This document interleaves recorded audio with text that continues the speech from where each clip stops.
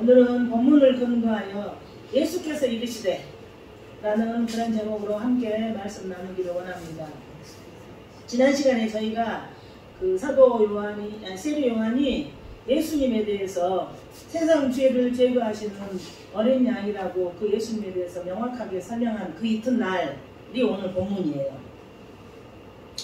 그 이튿날 세례 요한이 이제는 그 자신의 제자들에게 예수님은 하나님의 아들이시며 우리의 죄를 제거하신 구세주이심을 확신시킴으로 인해서 주의 길을 예비하는 자로서의 그런 귀한 사명을 충실히 감당하고 있습니다.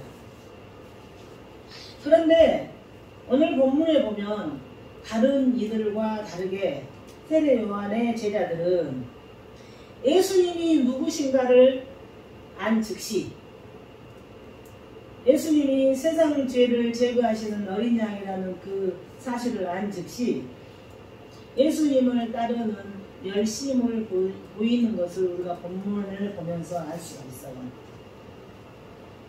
세례 요한의 예수에 대한 증언을 듣고 예수를 따라간 제자는 안드레와 요한이라고 합니다. 이들은 그리스도의 예수님의 최초의 제자들이에요. 이들은 불가항력적인 하나님의 은혜로 예수님을 따랐습니다. 우리가 불가항력적인 은혜로 만세전에 택함받고 구원받은 것처럼 말입니다. 복음을 듣는다는 것은, 주님의 말씀을 듣는다는 것은 하나님의 은총을 받아들이고 그 하나님의 은총을 가지고 은혜를 입어서 구원으로 들어가는 것이에요. 이런 그 들음은, 이 전반에는 복음, 기록된 하나님 말씀을 들음은, 듣는다는 것은 자발적으로 그 하나님의 말씀에 순종하는 자세까지 내포하는 것이에요. 하나님 말씀을 들었다. 하나님의 자녀가 하나님 말씀을 들었다. 그것도 하나님 앞에 그 말씀에 순종하는 것, 자세까지 내포하는 것인데, 이 이야기는 무슨 얘기냐면은 우리가 복음을 들었을 때 주님을 아는 것과 마찬가지예요. 복음을 들었을 때 하나님이 우리로 하여금 믿음을 주셨고 하나님의 뜻에 따라 순종해서 살아가겠다는 것까지 내포하는 것이에요. 내포. 그래서 우리가 자녀들을 양육할 때도 부모가 어떤 이야기를 했는데 듣고도 듣는 척 맞는 척 아무 반응이 없으면 어떻게 해요? 다시 계속 확인하잖아요. 엄마가 뭐라고 그랬어? 이 일은 어떻게 한다고 해서 계속 확인하잖아요.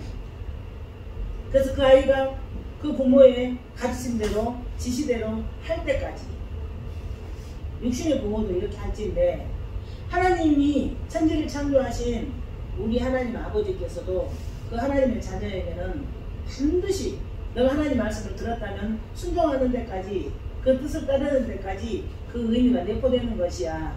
이런 의미로 하나님의 그런 의도로 가지고 하나님께서 우리에게 말씀하신다는 것을 믿으시기 바랍니다. 듣고 따르는 것은 그리스도인의 삶에서 필수적인 이야기예요. 믿고 따르는 것, 듣고 믿는 것. 그래서 우리가 37절에 그 말씀을 보면은 두 제자가 이 말을 듣고 예수를 쫓거늘, 예수님을 따르거늘, 이 이야기는 그 종교적인 것, 도덕적인 것들을 추종하고 받아들이고 함께 한다는 그런 이야기예요. 지금 헬라어 원문적 해석을 보면은. 그런데 신약에서 쫓거늘이라는 이 헬라어 단어는 그리스도의 제자가 될 때 사용하는 것이에요. 그리고 우리 예수 믿는 하나님의 백성들이 하나님 예수 그리스도의 그런 제자가 돼서 우리가 예배에 참석하고 그 말씀이 가라 그러면 가고 말씀이 서라 그러면 서고 하나님이 뜻대로 살기 위해서, 하나님 뜻대로 순종하기 위해서 애쓰고 힘쓰고 노력해서 가는 것이 그리스도의 제자로서의 가는 길이에요. 그 길이. 이렇게 엄청난 우리가 하나님 나라에 특혜받은 특별한 신분이라는 거죠. 그러니까 이 이야기는 무슨 얘기냐면은 세례 요한의 두 제자가 이제까지 살아온 모든 삶의 방향을 수정했어요. 이제까지 살아온 모든 삶의 방식, 모든 삶의 방향, 모든 그 삶의 질을 다 수정을 했어요. 수정을 해서 예수님의 제자로 살아가겠다는 그런 의지를 가지고 예수님을 따랐으니 이 쫓아서요 이야기예요. 그래서 우리가 이 말씀을 함께 나누면서 한번 생각해 볼 필요가 있는 게 뭐냐면은 우리가 예수 믿는다고 참 맹렬하게 신앙생활 했어요. 그렇죠? 맹렬하게 기도생활 했어요. 맹렬하게 예배생활, 맹렬하게 이 말씀, 이 묵상하는 그런 생활들을 했는데 이 제자들처럼 우리가 이제까지의 삶의 방향을, 삶의 방법을, 삶의 질을 모두 수정해서 예수님을 따라가겠다는 그런 하나된 그런 마음으로 모아졌는가, 집중해졌는가, 집중했는가, 예, 그런 것들을 한번 다시 점검해 봐야 되는 필요가 있지 않을까 하는 생각을 했습니다. 그리스도를 쫓음은 바로 그리스도를 향한 전적인 헌신까지를 포함하는 것이에요. 그래서 요즘에 교회에 비해서 세상이 바빠지고 세상이 이렇게 불효해짐으로 인해서 봉사할 사람이 없답니다. 헌신할 사람이 없답니다. 그래서 그리스도의 제자로 산다는 것은, 그리스도를 쫓는다는 것은 그리스도를 향한 전적인 헌신을 의미하는데, 그것은 우리가 마음먹기 나름이에요. 주님이 날 구원하시고 날 사랑하시고 주님께서 원하시는 거라면 거기에는 나의 모든 삶이, 거기에는 나의 생명이, 거기에는 모든 나의 그 인생이 바쳐져야 된다는 순간순간 성령이 우리에게 주시는 그런 믿음의 결단을 해야 할 때 그게 가능한 줄 믿습니다.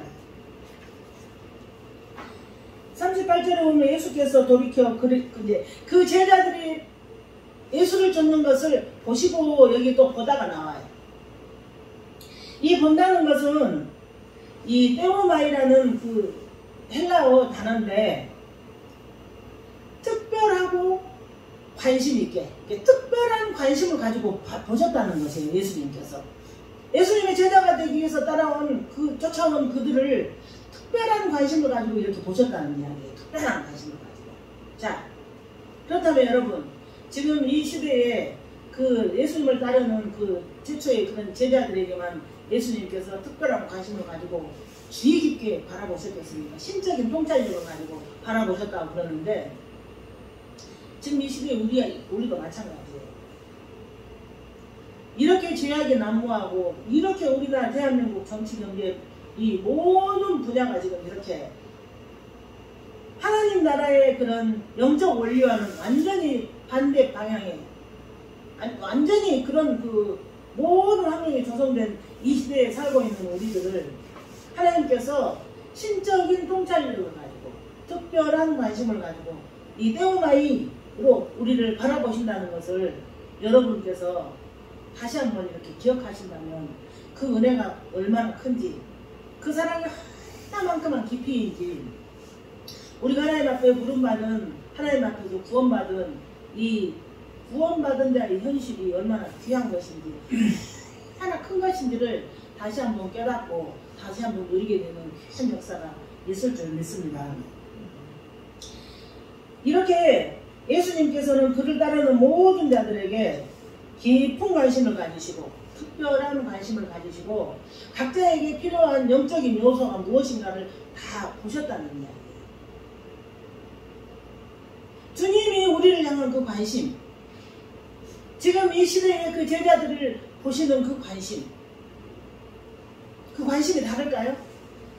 우리 하나님의 백성들인데, 그걸 생각한다면 우리가 어떠한 상황 가운데서라도 예수님이라면 어떻게 하실까? 제가 그 책을 가끔 한 번씩 소개해 드리는데, 예수님이라면 이때 어떻게 하실까라는 그런 생각이 자꾸 나게 되는 것 같아요. 은혜가 큰 만큼 깨달아지는 것이 그만큼 예수님의 그 말씀이 믿어지는 만큼 예수님이 우리를 특별한 관심을 가지고 주의 깊게 신적인 통찰력을 가지고 우리를 보고 인도하신다는 그 믿음을 가지신다는 말입니다.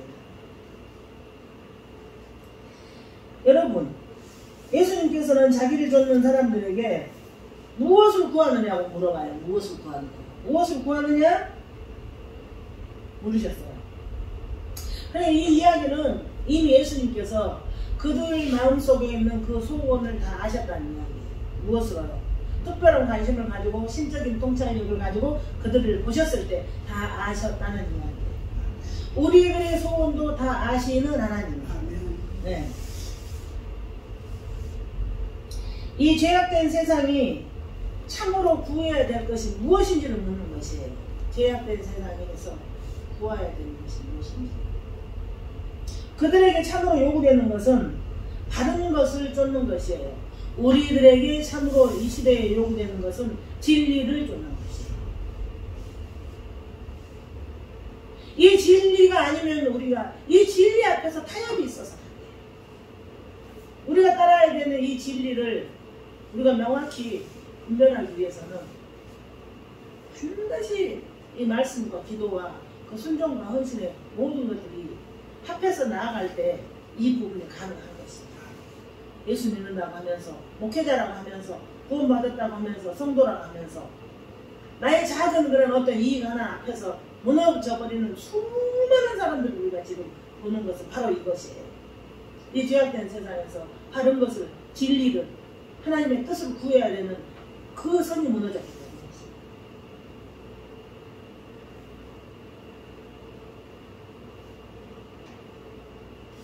많은 사람들이 이 세상에 있는 것들을 사랑하고 세상의 필요를 구하나. 진짜 우리는 그렇게 살았어요. 얼마나 세상적인 필요도 구하고 살고 지금도 세상적인 필요를 말하고 사는지 몰라요. 그러나 하나님께서는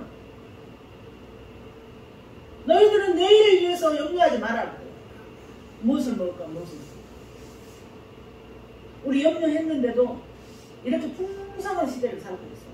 그것은 하나님께서 하나님의 자녀들을 먹이고 입히시기 위해서 하나님의 그 온 전 경륜을 통해서 하나님의 자녀를 책임지고 계신다는 증거예요. 증거.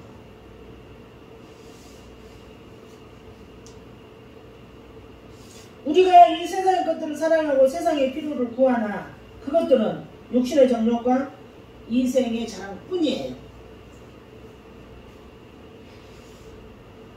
세상의 것들 순서가 우선순위가 바뀌어야 돼요.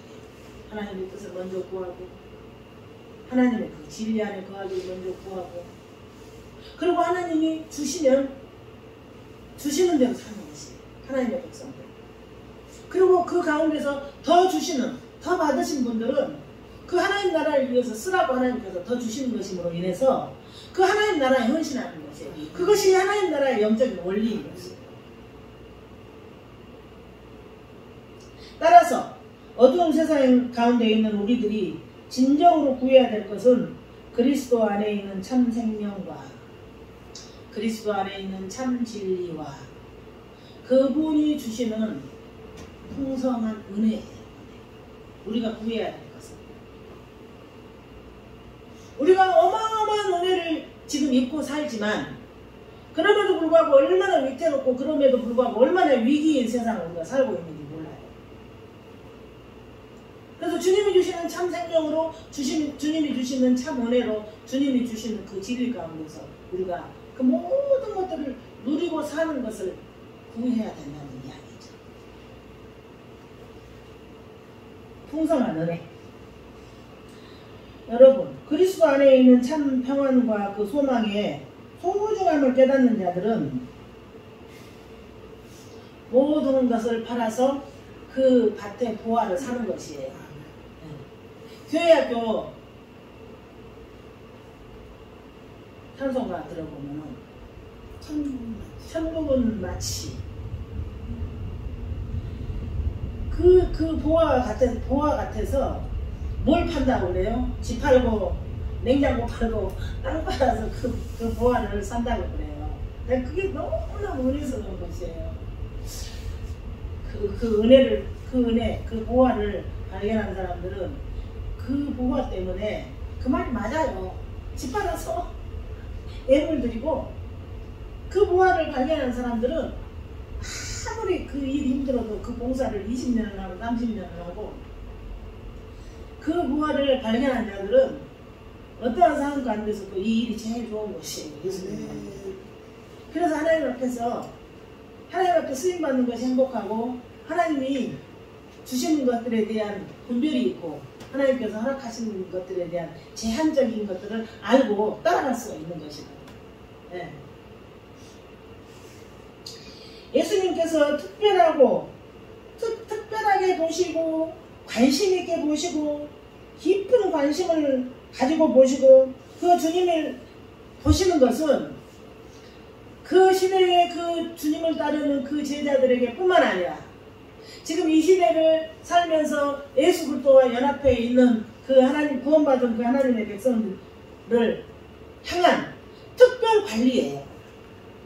그래서 여러분 우리가 하나님 앞에서 특별 관리 가운데서 이렇게 인도받아 살고 있다는 것은 특별 관리 가운데서 주님의 음성을 듣고 주님의 뜻에 따라 살아갈 수 있다는 것은 우리가 살고 있는 이 땅 가운데서 모든 절망들이 다 사라져버리는 거예요.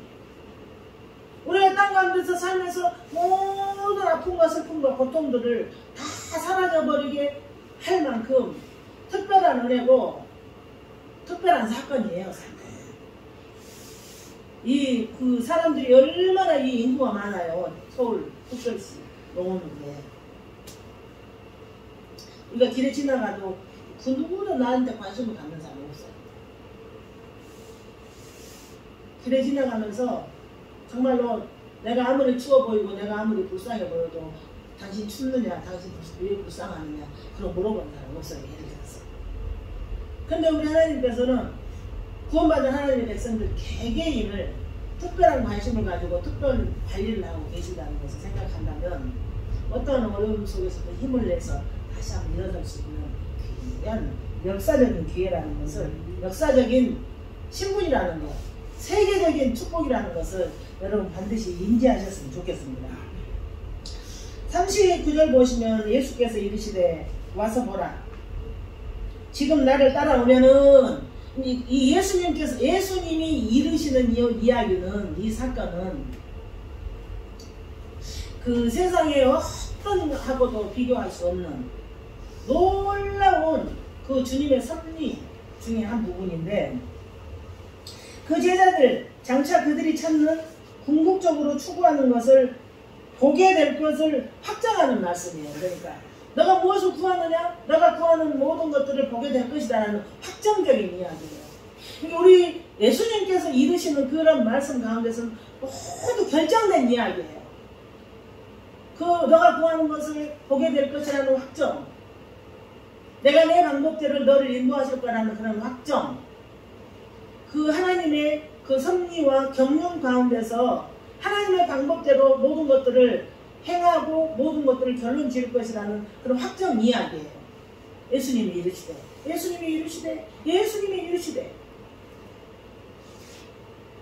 따라서 예수님께 나오는 그 모든 자들을 향한 초대와 구원의 보장이에요. 예수님께서 이르시되 와서 보라, 와라.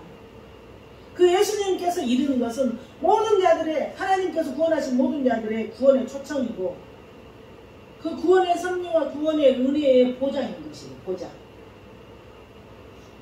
이처럼 예수님께서는 그들이 직접 와서 보고 체험함으로써 진리를 찾으라고 제자들을 초청하셨다. 얼마나 좋은 기회입니까? 얼마나 특별한 은총입니까?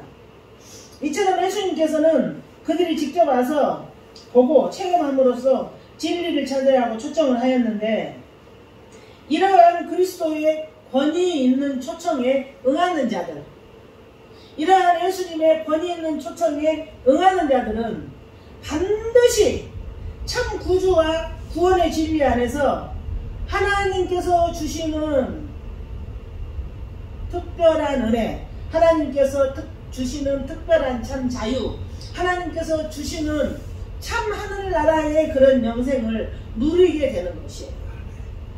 그런데 그 권위에 있는 예수 그리스도의 그런 초청은 지금 이 시대에는 전도라는 그런 미련한 방법으로 사용이 되어가고 있어요. 그래서 우리가 초청하잖아요. 주님께 나오세요. 주님의 인도하심을 받으세요. 구원받아야 합니다. 죄에서 건짐을 받아야 됩니다. 그런데 이 그리스도의 권위 있는 초청에 응하는 자들만 반드시 참 구주와 구원의 진리 안에서 하나님께서 주시는 참 자유를 누리는 것이다. 하나님께서 주시는 참 은혜를 누리는 것이다. 그 은혜는 누리는 자들의 것이에요. 41절에 보면 우리가 찾던 메시아를 발견했다.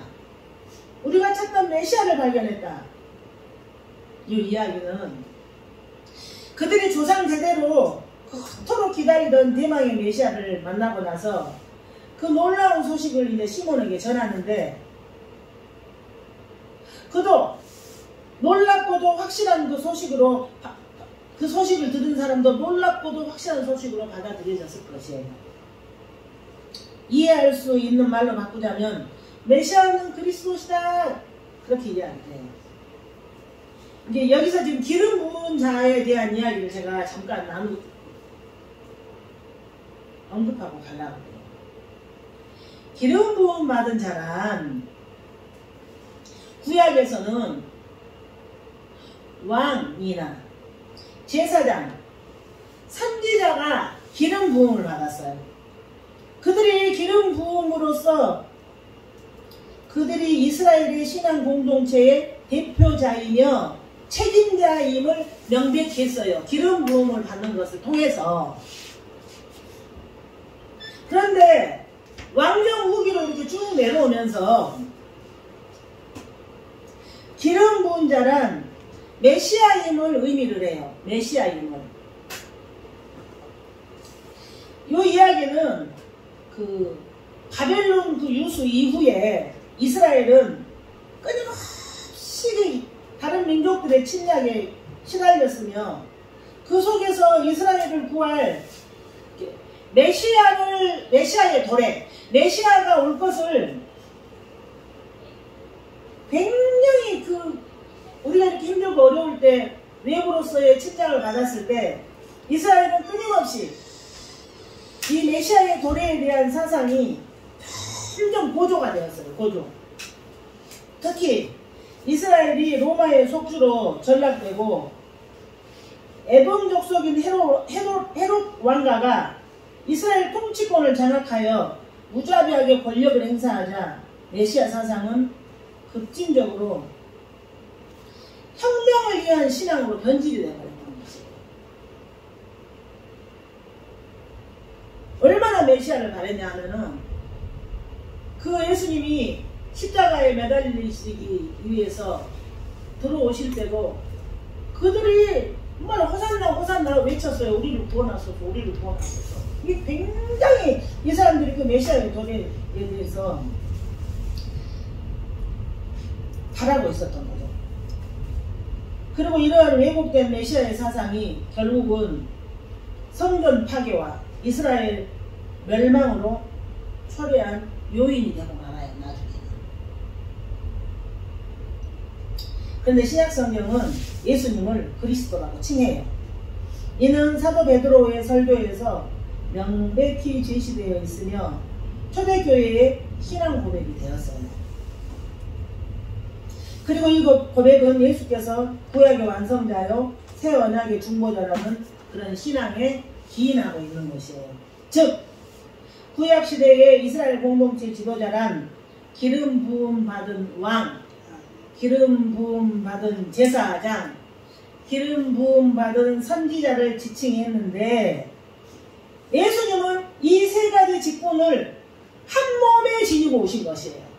한 몸에 지니고 죄에 빠진 인류와 하나님의 사이에 중보자가 될 뿐 아니라 새 예루살렘 성도들의 머리로서 이 땅 가운데 오신 것이에요. 그러니까 이 요한복음의 1장부터 쭉 이렇게 보면은 세례 요한이 예수님에 대해서 이렇게 명확하게 설명하다가 나중에는 그 예수님께서 예수님으로 메시아로서의 그런 그 많은 이적을 행하시고 또 그 이후로 점점 가면은 예수님께서 나는 뭐뭐시다 에고의 이미 나는 생명의 떡이다. 예. 난 참 포도나무다.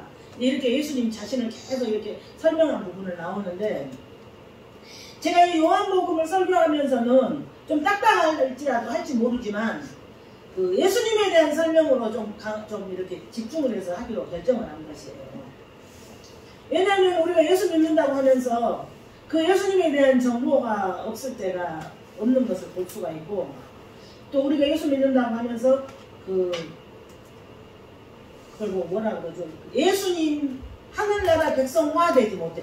그러니까 우리가 그 사상적으로도 예수님한테 사로잡혀서 그 주님에 의해서 움직여지는 그런 부분들이 좀 이렇게 익숙해지지 않아서 예수님에 대해서 익숙해지기, 예수님 사상화되기, 예수님과 하나 되기, 예수님과 연합되기, 그 예수님과 함께하기를 위해서는 예수님에 대해서 좀 잘 설명을 좀 이렇게 해야 되겠다 싶어서 이렇게 딱딱한 설교를 지금 이어가고 있는 것이에요.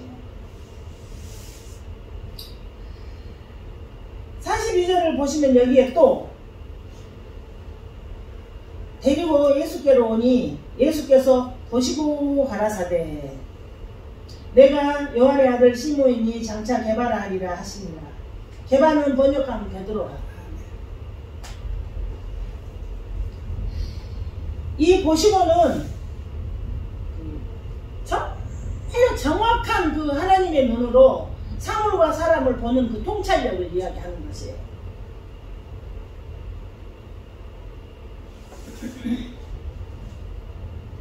예수님은 그를 신적인 통찰력을 가지고 보셨어요.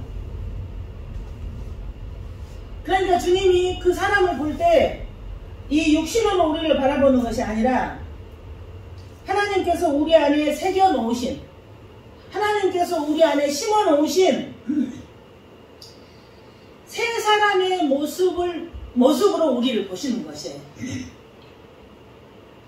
그리고 우리를 하나님께서 우리에게 심어 놓으신 그 새 사람으로 가꾸어 가시는 것이에요. 옛 사람 그대로를 우리 용납하지 않으세요. 물론 기다려주시는 주님이시기도 하지만 반드시 우리 속에 들어있는 하나님께서 허락하신 새로운 본성 그것대로 우리를 가꾸어 나가시는 분이 예수님입니다. 왜 그 이야기는 우리가 지금 이렇게 쭉 나눠보면은 밝게 알 수 있는 것처럼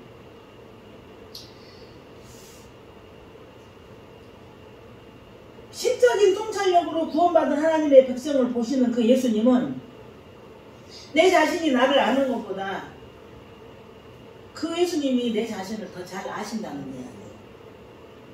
늘 보시고 잘 아신다는 이야기.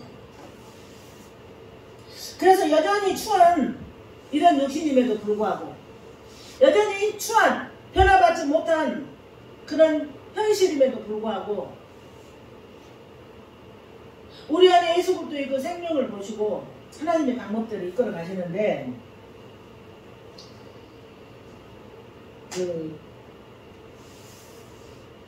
이 42절의 말씀을 보면은 예수께서 데리고 예수께로 나오니 예수께서 보시고 가라사대 내가 요한의 아들 시몬이니 장차 게바라 하리라 하시니라. 게바는 번역하면 베드로예요. 무슨 얘기냐면은 시몬이라는 베드로의 다른 이름으로서 이는 예수께서 신적 통찰력으로 보시고 베드로의 자연적인 성품을 꿰뚫고 보시는 것이에요.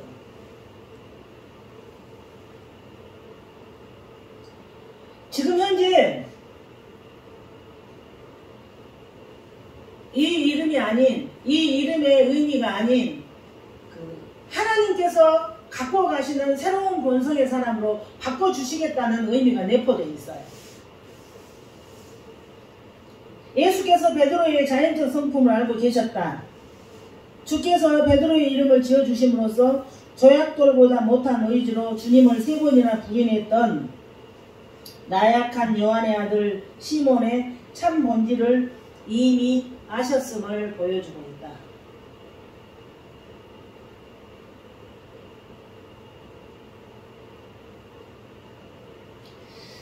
거기에서 그를 반석으로 만들어 가시겠다는 주님의 의지를 천명하시는 것이다.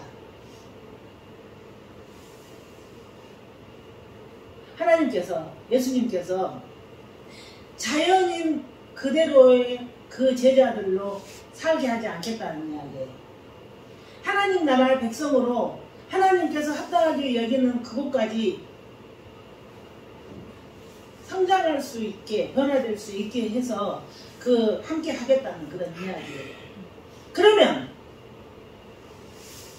하나님께서 그 이름을 바꿔주고 너는 이런 사람으로 내가 바꿔서 반드시 쓸 거야. 그 중간에 베드로가 예수님을 부인할 거라는 것을 예수님이 모르시고 그렇게 말씀을 하셨을까요? 그건 아니에요. 하나님의 신적인 통찰력은 그가 어떤 상황에서 어떻게 변화받아서 어떻게 하나님 나라에 갈 것인가에 대해서 우리 하나님께서 다 알고 계십니다. 우리의 과거, 우리의 현재, 우리의 미래. 근데 가장 중요한 것은 목적은 반드시 하나님 자녀로 변화시켜서 데리고 가겠다는 것이에요. 반드시 하나님 나라 영적 원리대로 하나님께서는 그렇게 이끌어 가시겠다는 이야기. 이게 얼마나 큰 축복이고 얼마나 큰 기적이에요. 예수 믿기 전에 그 옛사람, 그 자연 상태로 나를 데리고 가지 않겠다는 이야기. 주님의 의지, 내가 너를 반드시 반석으로 만들어 가겠다. 우리 개개인에게도 주님의 의지는 주님께서 이르시되 와서 봐라. 내가 모든 것 다 내 방식대로 해주겠다. 어떤 상황 속에 있을지라도 예수께서 이르시되 나의 방법으로 너희들을 살리겠다 해요. 어떤 위기에 처했을 때도 예수께서 이르시되 반석으로 만들어 가겠다는 이야기예요.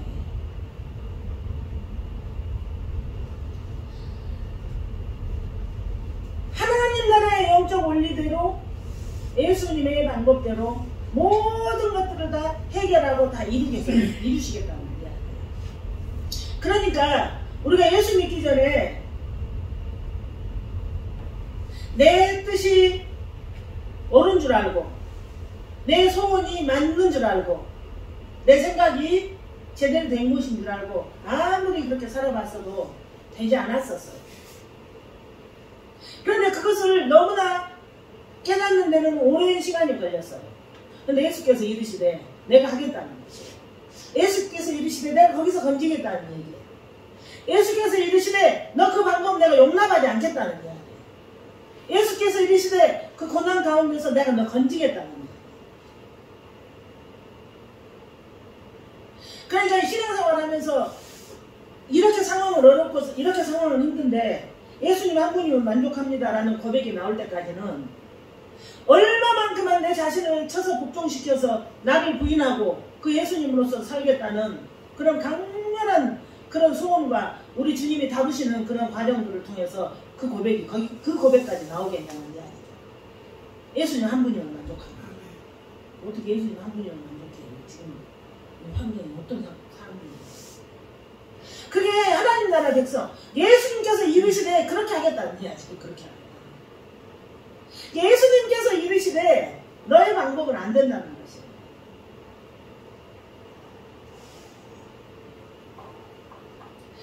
나의 방법 가지고 주님 앞에서 타협하려고 하지 마세요. 나의 방법 가지고 주님 앞에서 고백도 하지 마세요. 네. 주님께서 이르시면 쫓겠나이다. 주님께서 이르시면 그 길이 진리인 줄 알고 제가 가겠나이다. 말씀이 서라고 하면은 그곳에 제가 서겠나이다.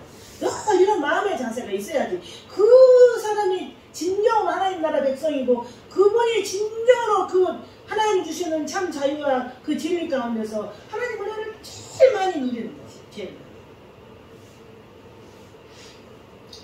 사망의 음침한 골짜기에 있는 자들아, 이 죽어가는 자들아, 예수께서 이르시되 와서 보라, 나의 방법 안에 거하라.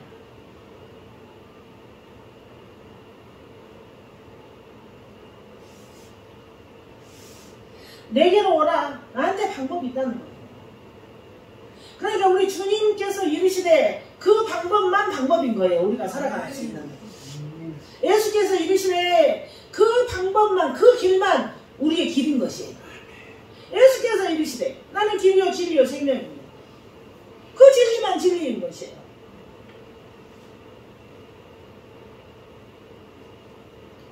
그래서 예수께서 이르시되 내 생각은 너희의 생각과 다르다. 내가 너희에게 주고 싶은 것은 재앙이 아니다. 평안이라고. 평안. 그런데 왜 우리는 재앙을 그렇게 만날까요? 내 방법을 선택했기 때문이에요.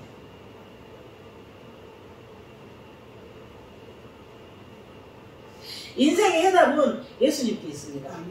인생의 해답은 예수께서 이르시되 와 보라. 인생의 해답은 나에게 있어. 문제의 해답도 예수께 있습니다. 우리의 인생의 생사복도 다 예수님께 있습니다. 거기서 가장 간단한 해답이 있습니다. 거기에 가장 간단한 해답.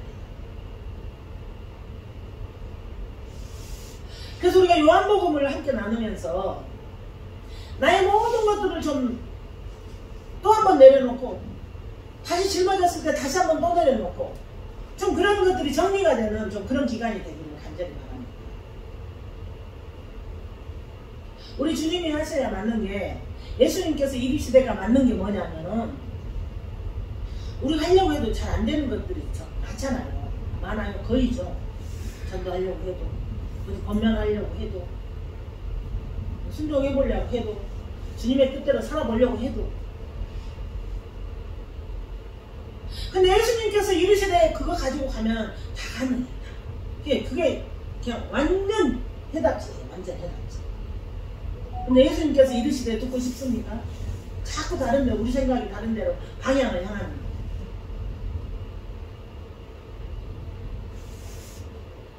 그래서 우리는 순간순간마다 그리스도의 권위 있는 그런 초청에 아멘으로 달려가서 주여 제가 여기 있습니다.